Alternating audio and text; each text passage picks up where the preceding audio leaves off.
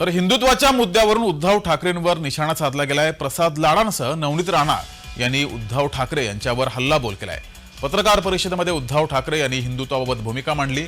पंतप्रधान नरेंद्र मोदी यांच्यावर टीका केली। त्यानंतर प्रसाद लाड आणि नवनीत राणा यांनी मात्र उद्धव ठाकरे यांच्यावर जोरदार हल्लाबोल केलाय।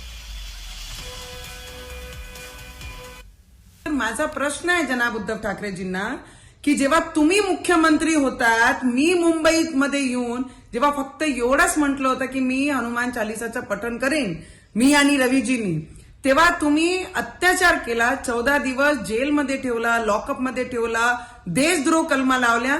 तेव्हा हनुमानजी आणि हनुमान चालिसा का आठवली नाही आणि हिंदुत्व का आठवलं नाही? ज्यांनी स्वतः डोक्यावरती मुसलमानांची टोपी घातली आहे त्या बाडग्या उद्धव ठाकरेंनी माननीय मोदीजींना विचारण्याचा अधिकार संपवून बसलेले आहेत।